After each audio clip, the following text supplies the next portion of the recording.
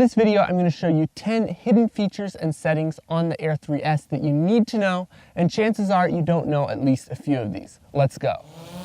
Hidden setting number 1 is subject tracking autofocus. On previous drones, especially with a telecamera, it was really hard to keep the subject in focus if you were very close to it, but DJI has added a really handy feature where when someone comes into the frame, it will automatically put a little yellow box around them and automatically keep them in focus as you fly the drone around. If the subject is really large in the frame, it will put a box just around their head, or if they are smaller in the frame, then it will put a box around their whole body. And this works on both the 1X as well as the 3X cameras. And it's especially useful on the 3x camera because it has a longer focal length, and with a longer focal length comes a shallower depth of field, or how much of the subject is in focus. And so therefore it's even more important to be able to track the autofocus to the subject. Now, right now, this only works on people and to some degree animals, which is a little bit unfortunate because I wish that we could just select any subject that we wanted to and have the autofocus track it, because sometimes you're filming something that's not a person or an animal, and it would be great to be able to track the autofocus when you get close enough that it becomes challenging to focus. So just a super handy feature to keep your subjects in focus. Hidden setting number 2 is setting up a custom button to switch between the 1x and 3x camera, so you don't have to touch the screen every time you want to switch cameras. The RC2 remote has 2 buttons on the back that you can map to do a whole bunch of different things. And there's also a single customizable button that you can set to do this on the RCN3 that uses a phone as the screen. So to access this setting, we'll just tap on the 3 little dots in the upper right-hand corner, come over here to Control, scroll down to button customization, click on that, and what we want to customize is the C1 and C2 buttons. You can map it to either of these buttons. I personally have it mapped to C2. You'll just want to go to the camera tab and scroll down and click on switch cameras.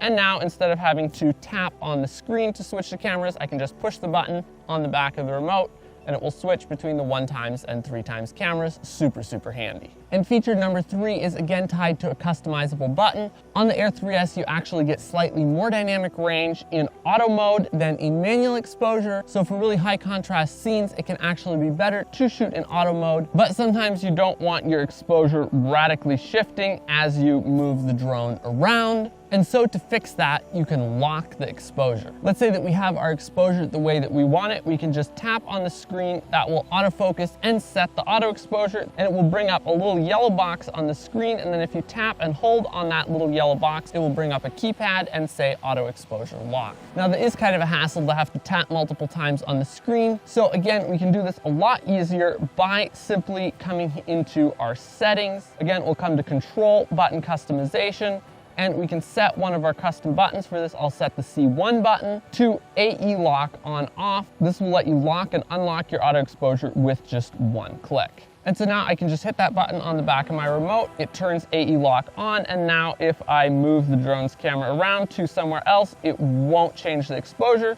Then if I want it to do auto exposure again, I can just hit that button again. It will turn off auto exposure lock and auto expose. You can hit it again, and now our auto exposure is locked again. And if you want to get the best quality footage out of your Air 3S, you'll need to use the right camera settings. And so I put together a PDF checklist of the best Air 3S settings for cinematic videos, and you can download that completely for free. Link is in the description. Hidden setting number 4 is disabling downward obstacle avoidance. Now, this setting is hidden for a good reason, because you don't want to accidentally turn it on, or should I say turn the obstacle avoidance off, because that could lead to you slamming your drone into the ground at high speed. The Air 3S, as most other DJI drones do, has some sensors on the bottom that detect how far it is from the ground and keep you from just slamming the drone into the ground when you're descending. They slow it down as you get close to the ground and let you land softly. Now that is great most of the time, and most of the time you should keep this turned on. But there are a couple situations when you'll want to turn it off. If I try to hand catch the drone here, you'll see that it's going to start to fight me and try to fly away. And there it's pretty hard to actually hand catch it. It's definitely doable, and most of the time I hand catch it with downward obstacle avoidance on. But if you're on, let's say, the back of a moving vehicle or on a boat or something and trying to hand catch it, it can be super, super hard to hand catch with downward obstacle avoidance on. So to turn obstacle avoidance off, we'll again go into our settings menu, tap the three little dots in the upper right hand corner, go to safety, and then we're going to scroll all the way down to the very bottom under Advanced Safety Settings, and then scroll down to Vision Positioning and Obstacle Sensing System. And it says here, when disabled, aircraft relies on only GNSS, in other words, basically GPS, to hover, and obstacle avoidance is unavailable, and aircraft will not decelerate when it descends close to the ground. So we can click on it to flip it off. It will give us a warning message, hit OK, close out the menu, and now if we try to hand catch the drone, it won't fight us at all. We can just easily lower the throttle and it will settle right into your hand. And having this turned off can be the difference between a successful hand catch and a crash if you're trying to catch it while moving or on an unstable platform like a boat. Now, there's also one other time when it is useful to turn this off, and that is when you want to fly super close to the ground. If you have vision positioning turned on, when you try to fly your drone close to the ground, it'll get down to about a couple feet off the ground, and it just won't go any lower because it doesn't want to just smack into the ground, which again is great most of the time. But sometimes I want to fly even lower, even closer to the ground to get really cool shots skimming right off the ground. So to do that, we'll again come and turn off our vision positioning, hit OK, and now I can fly the drone just as close as I want to the ground, just going just barely inches over the top of the ground. Now you have to be extremely careful when you're doing this that you don't run into the ground, but it can produce a really, really, really cool shot. Again, this is a little bit more advanced. You definitely need to know what you're doing so you don't just crash your drone. But if you do know what you're doing, it can let you get some extremely cool shots that you couldn't get any other way. But again, you'll want to make sure that you don't forget to turn this back on, because otherwise when you're descending, it'll slam right into the ground. Not good. Keep this on 99% of the time, but know when to turn it off. Hidden setting number 5 is cruise control, and this is something that is really, really hidden. You wouldn't even know that it exists unless you go into the button customization settings. And to do that, again, by now we should be pretty used to this. We'll come to Control, come down to Button Customization, and we'll set one of our custom buttons. Instead of to auto exposure lock or switching between the cameras, we'll come over here to the Control menu and we'll click on Cruise Control. And what this lets you do is start a drone move with your sticks, then press the custom button and lock the drone move in, and the drone will just keep flying in that same exact path. So to demonstrate this, I'm going to take our drone up a little ways. I'm going to start flying it forward and upward and to the side a little bit and turning, and then I'm going to hit custom 1 button.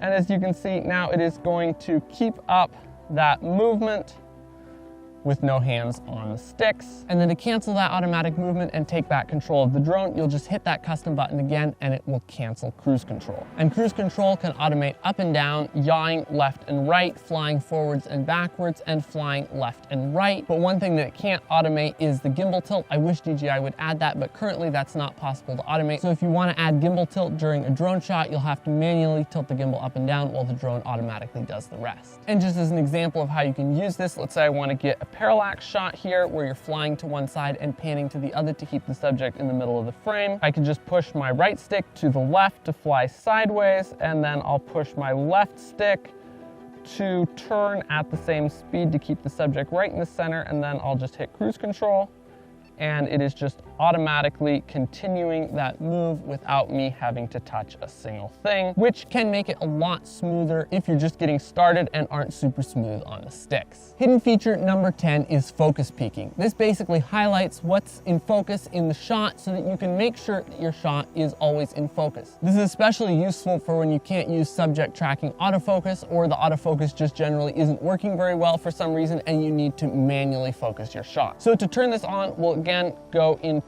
our settings menu, and this time we're going to come over to camera settings and we'll scroll down until we see peaking level. By default it's off, and then we have 3 different levels: low, normal, and high. This basically determines how much it highlights what's in focus in your shot. Now for this peaking to show up, we're going to need to switch over into manual focus mode, and to do that we'll just click on where it says AF under where you switch cameras, and it will change to MF for manual focus. And now if we press and hold on that MF button, then we can adjust adjust the focus all the way from very close to the drone to very far away. And as you can see, as I change what is in focus, it changes what is highlighted in red. As I focus all the way on the background, the parts of the background that are in focus light up red. And as I come closer and closer, you can see that my hat and any sharp edges on me start to light up red as well. That's just super helpful if you end up needing to manually focus your drone shots. Hidden feature number 7 is grid lines and frame guides. Again, to find this feature, we're going to dive into the settings menu, come to our camera settings tab, and just under peaking level, we have grid lines. Now, there's a few different grid lines you can turn on. There's the center marker, thirds grid, and diagonal lines. I usually only have the center marker and thirds grids turned on. I don't particularly like the diagonal lines, and the reason that you'll want to have these lines turned on is to compose your shots better. A big part of pleasing cinematic drone videos as well as good drone photos is that they're composed so that they're pleasing to the eye. And one of the main rules of composing drone photos and videos is what's called the rule of thirds, which basically splits your shots into thirds, both horizontally and vertically. And then you'll want to put important parts of your shots on one of those thirds lines or the intersection of a horizontal and vertical thirds line. For example, you can put the horizon on either the top or the bottom thirds line, depending on whether you want to emphasize the ground or the sky. And the center marker is great for making sure that a subject is exactly in the center of the frame, and it can also be useful for seeing exactly what line you're going to be flying. And then directly under our grids lines, we have frame guides. This will just put little bars on the top and bottom of your screen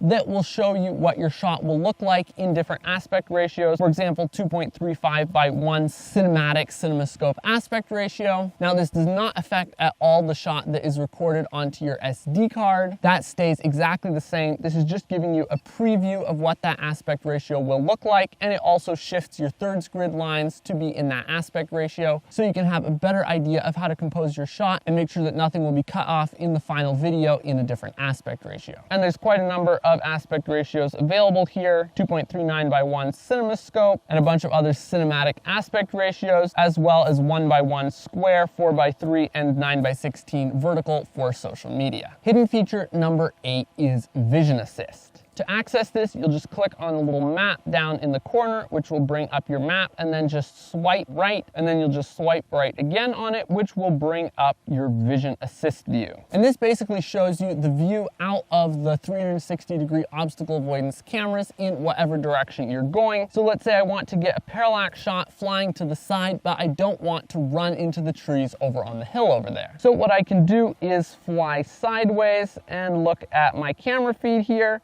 while at the same time I'm looking at Vision Assist, which is looking out the left-facing camera, and I can see how close I'm getting to those trees, and I can see, oh, right now I'm getting pretty close. Okay, I'd better stop and come back before it runs into the trees. And this will automatically switch to whatever direction you're going, if you're flying left or right, or forwards or backwards. When you're flying forwards, you can see out of the front-facing camera anyway, but it's super helpful when you're flying to the left or right, or especially backwards, just so you know what is behind you or to the sides at all times. And you can also tap on each of the different directions to choose which direction you want to look. You can also tap on the down arrow to look straight under the drone, which can be helpful as well. And if you double tap on Vision Assist, it will bring it up full screen and put your drone shot down in the corner, which can be helpful if you feel like you need to get a more detailed view to the side or the back where you're flying to, and don't need to see your main camera view as large. Now, obviously, you could just trust obstacle avoidance, but I don't always trust obstacle avoidance, especially right now in the winter when you're dealing with a lot of trees with really small branches on them. So it's often helpful to be able to double check that visually looking out those obstacle avoidance cameras. Hidden setting number 10 is active track settings. Now, if you don't already know, on DJI drones, you can just drag your finger around a subject to select it,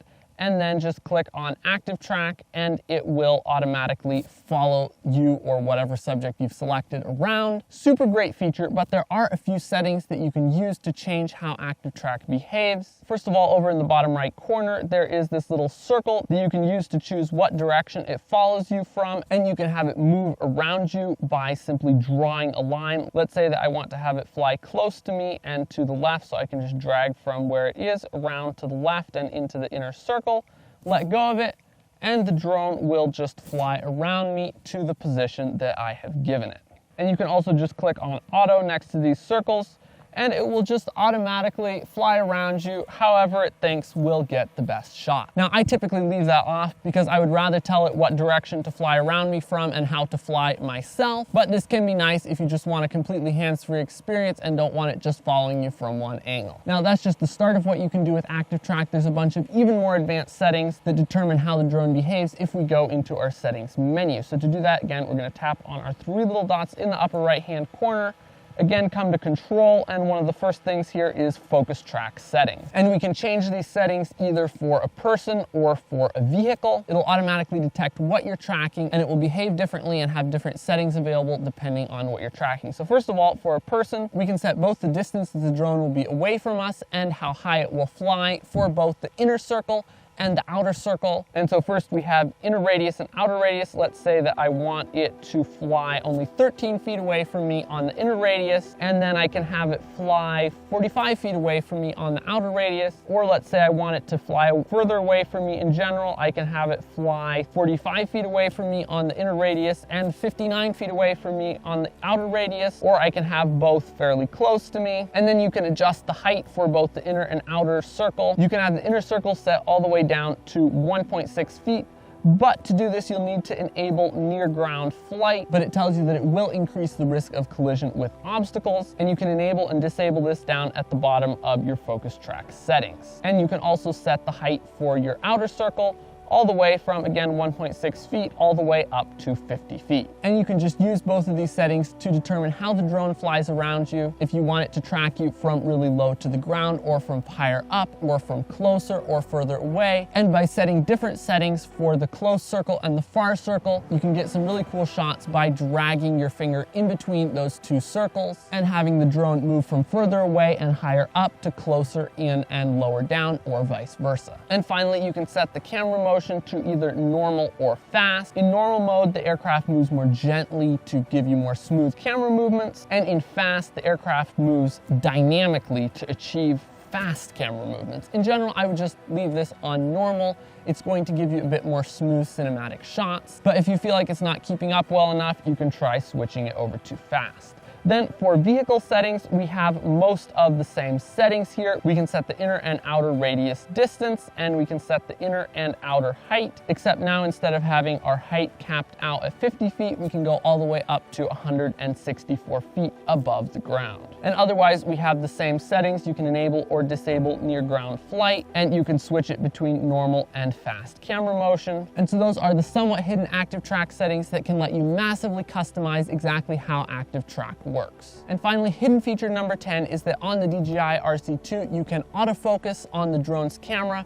by half pressing the photo button. The photo button has a half press stop before you press it all the way down to take a photo or switch it over into photo mode. And even when you're in video mode, if you half press it, it will bring up a little focus box in the middle and rack the autofocus, make sure that it is perfectly in focus. And so if you aren't sure if a shot is in focus before you start recording and take your shot, you can just quickly half press the photo button and it will autofocus and you'll know your shot is in focus. Now, you don't want to hit this in the middle of a shot because it does kind of rack the focus in and out and make a little bit of a not so smooth jump, but otherwise it's a great feature. And really quickly, I've got to sneak in one more bonus feature, which is vertical video recording. Now, the Air 3S can't flip its camera to vertical to get vertical social media videos, but it does have a special 2.7K vertical recording mode that, instead of cropping into the narrower 16:9 video, uses the full height of the 4:3 aspect ratio sensor. So to access that, we'll just click on our camera settings, come to resolution and frame rate, and if we scroll all the way over to the left, you'll see that we have a 2.7K 9:16 mode, and as you can see, this is using the full 4:3 height of the sensor, which doesn't cut off nearly as much of the top and bottom of the frame as it would if you just cropped into 16:9 video in post. So there are my top 10 hidden features and settings on the Air 3S. Don't forget to download your Air 3S cinematic settings checklist, and if you want to learn even more about how to get cinematic shots with your drone, drone, I have a completely free 45-minute drone filmmaking training where I share my top 10 secrets to getting cinematic shots with any drone. Link to that is down in the description. And if you want to see every single part of my drone filmmaking process, I have an entire 12-hour drone filmmaking course where I go through the best settings, how to compose your shots, how to work with natural light, how to script and plan drone videos, how to edit your videos, how to color grade them, and a whole bunch more. And link to that is down in the description as well. As always, if you've enjoyed this video, make sure to give it a like and subscribe to our channel for more drone videos just like this, and we'll see you in the next one.